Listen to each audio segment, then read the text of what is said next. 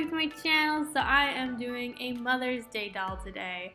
This doll is inspired by my mom. I've mentioned this before on my channel, but my mom passed away 10 years ago, and I just find that I've been missing her a ton lately. And a doll that really kind of reminds me of my mom, just in like face sculpt and complexion, is Cleo DeNile. This Cleo is a bit of a hot mess. She has like freakishly tiny hands for some reason, but I love how delicate her features are, and that aspect of her seriously reminds me of my mom. I'm gonna show you guys a photo of my mom, and she looks pretty pale in the photo, but honestly, like, my mom was super tan. She was like the queen of tanning salons. Do not recommend. Tanning beds are bad for you, but yeah, she definitely was all about that life. This doll's hair was like particularly disgusting. I think maybe it was because it had like all this tinsel in it. It was just really sharp and just nasty, so I was happy to cut it all off.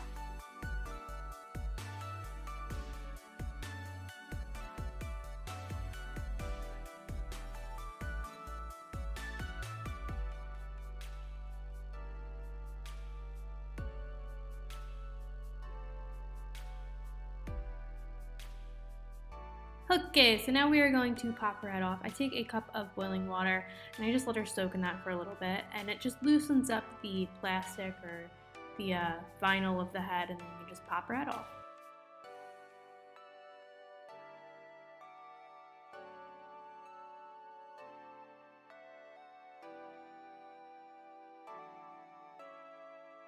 I talked about this in my last doll repaint video, but this screwdriver is so useful for getting hair plugs out. Just go buy yourself a screwdriver somewhere if you don't do this method yet, or if you haven't picked one up yet. It gets the hair plugs out in minutes.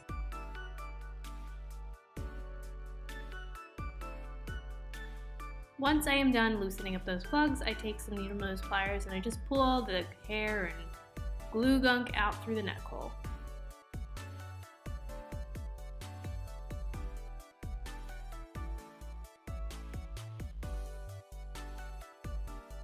With extra strength nail polish remover, I take her factory paint off.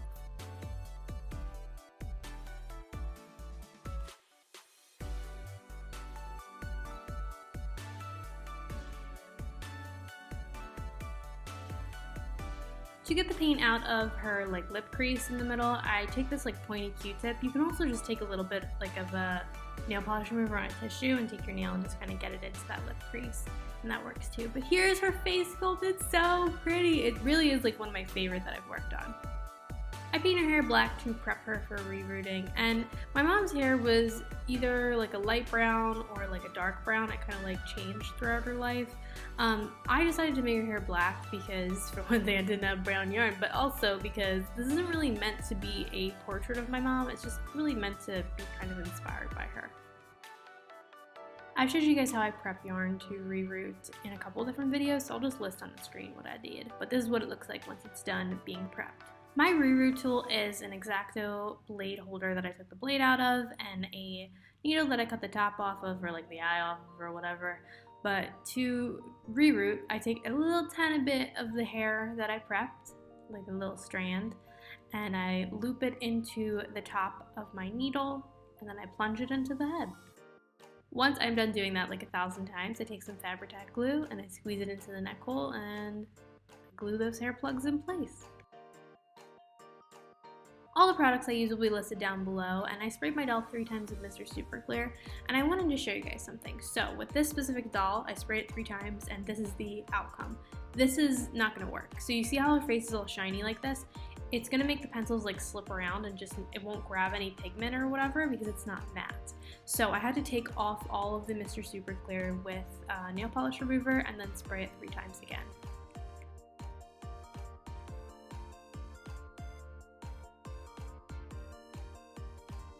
So this is the finish you want. Honestly, Mr. Super Clear is an incredibly finicky product. I don't know why it's sprayed wrong, but it's sprayed wrong, and that's just all there is to it. You just have to kind of just suck it up and spray it again, or else you're going to be fighting with the plastic the entire repaint, and that's miserable. Anyway, all that spraying aside, I start my doll. So I always start with the eye shape. I usually just kind of follow the molding because it just makes my life easier, and I'm still new to repainting. It just helps making things like more even and stuff. And then I do the lips, and I always add like a ton of wrinkles to the eyelids because I just like the way it looks.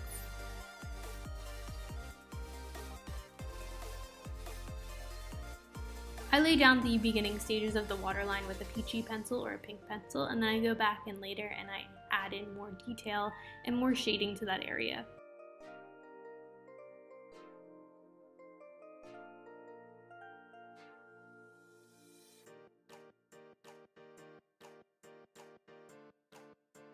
For the blushing on the face, I used more like rusty browns and peaches instead of pink because I just thought that would suit her skin tone more.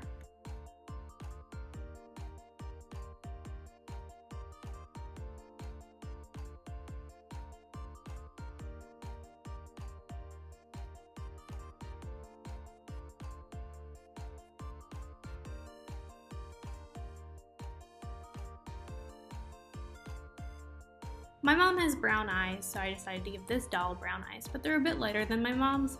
Again, this is merely inspired by my mom. It's not supposed to be a portrait, so I'm taking some artistic liberties.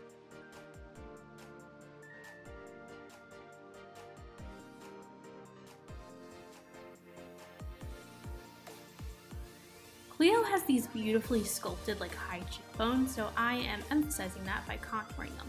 I desperately want another Cleo doll, like I really do. I have a Nefer doll, but they're different. They're not the same, they don't have the same sculpt.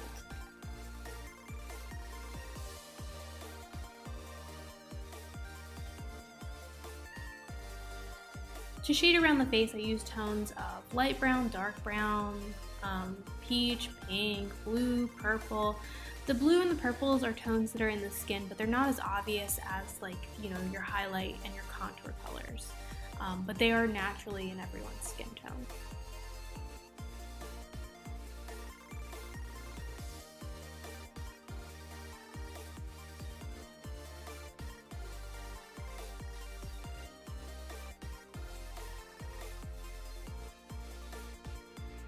I begin shading in the waterline with a deep red, and I kind of concentrate this toward the inner part of the eye and the outer part of the eye.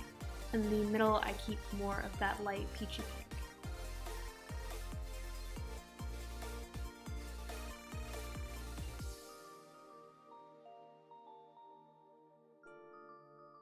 I wanted to experiment with the eyebrows, so I started with the hairbrush strokes. I normally start by putting pastel down and kind of getting the shape, but with this I started with the hairs, and then I went in later with pastels, and I kind of actually prefer how these eyebrows ended up looking. With eyebrows, they tend to stick straight up toward the inner part of your eye, and then as they get towards the tail, they start laying more diagonal, or going more toward the side, and it's not like a straight up line. I hope that makes sense.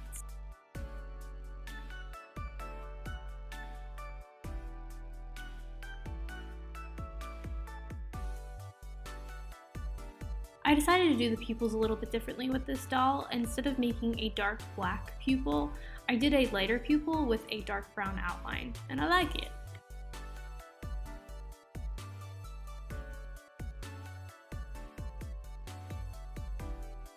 Taking the real MVP, the pearlex powders, I add some silvery pearlex powders around her face as well as some rusty ones.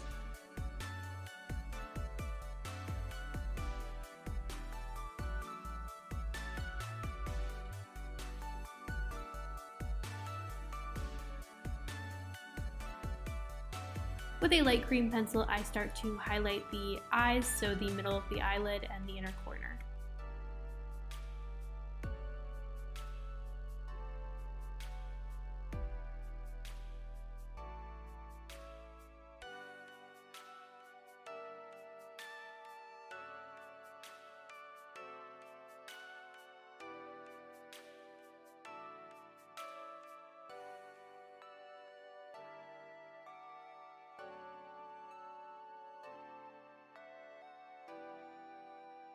With pastels in pink and blue, I add some of that to the white of the eye.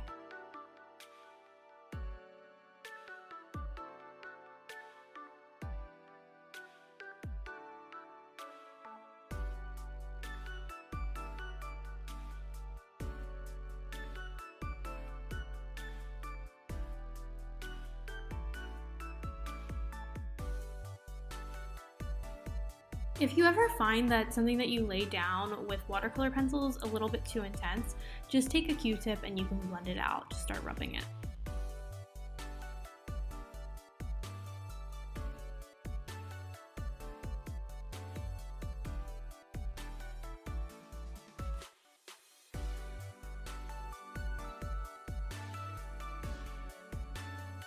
I've mentioned before that I love adding veins to dolls, so I do this with a light blue pencil, and I mainly concentrate it around the forehead, the eyelids, the temples, and they're just branch-like pencil marks.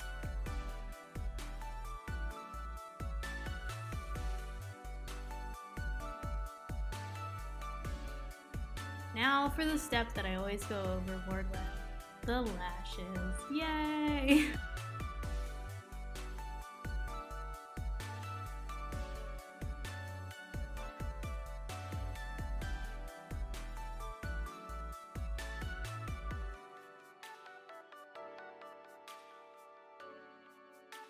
A technique that I've started to do that I really love is wetting my paintbrush and going into my watercolor pencil and using the paint from there to add highlights and things. This is a really good method because the paint from the watercolor pencil is very watered down, so it's not like super thick like acrylic paint or a lot of acrylic paint, and it just lays down really nicely.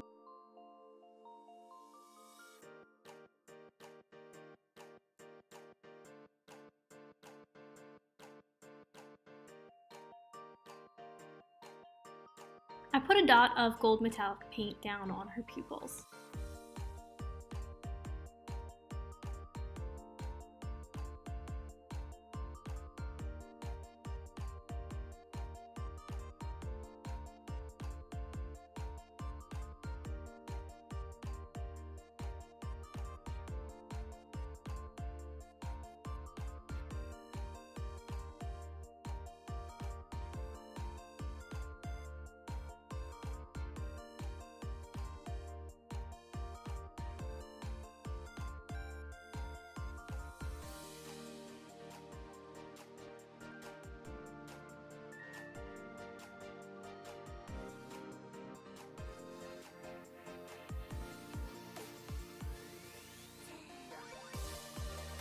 Let's talk about this next step and how I regret how it turned out. So I don't like how my eye shines turned out, and I think it's good to experiment with dolls, but it's good to do it in a way where if you don't like how it turns out, you can erase it. So what I mean by that is if you guys are gonna go in with eye shines and like white paint and stuff, spray your doll like once or twice, and that way if you don't like it, you can just take a wet cloth and wipe it away. Or if it's like a pencil mark, you can erase it. Because I didn't like how these turned out, but I did not do that, and I kind of had to commit to it, and then I floundered a little bit, so just something I regret. I like it better before, but she's not ugly, like she's still cute. She just, we were on the struggle bus a little bit with the eye shines. I love this next step, it just makes the color so vibrant. I take a Vallejo gloss and I put on the eyes and the lips.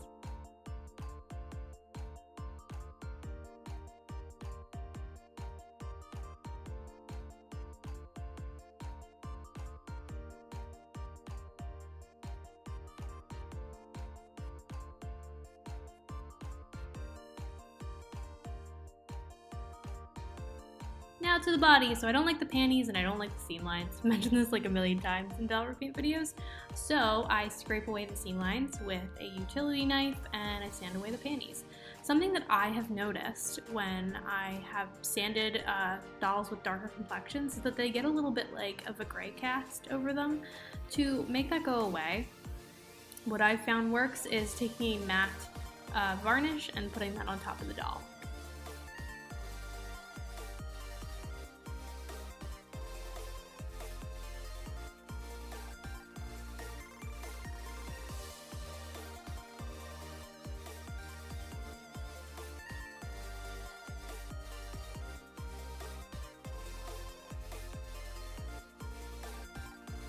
After the matte varnish dries, I spray the doll 3 times with Mr. Super Clear and I start to blush. I'm using generally the same colors that I used on the face on the body. If you guys are ever confused where to blush on a doll's body, I would recommend looking up reference of naked bodies. Also, you can just kind of concentrate it on the joints. That usually looks pretty good.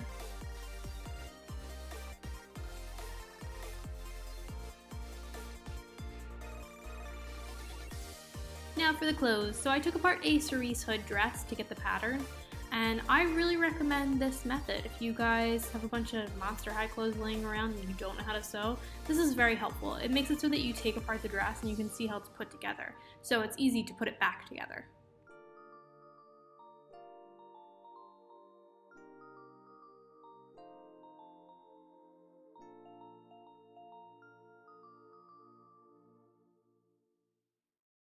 These are some pretty thumbtacks I found, and I cut the pin off of it and attached it to the neckline of the dress with super glue.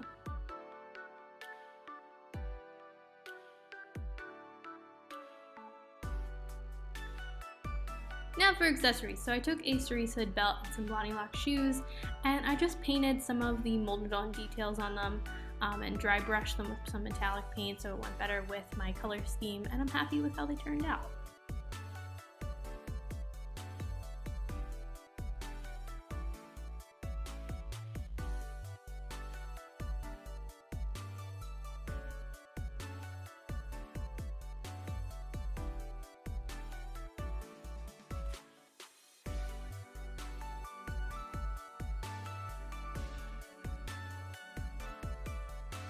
I decided I wanted her to have some socks, so I took some lace that I got from Daiso and I cut the toe off. I ended up doing that later just because it was like a little bit tight on her foot, and I sewed the lace to her foot basically, and it looked like cute little like stocking socks.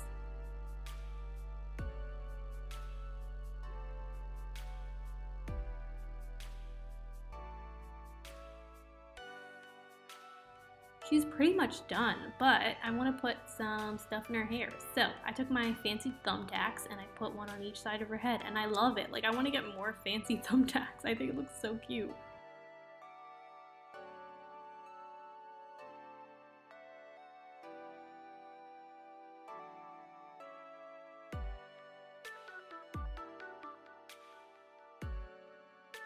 Now for one of my favorite parts, let's get her clothes on and look at the outcome.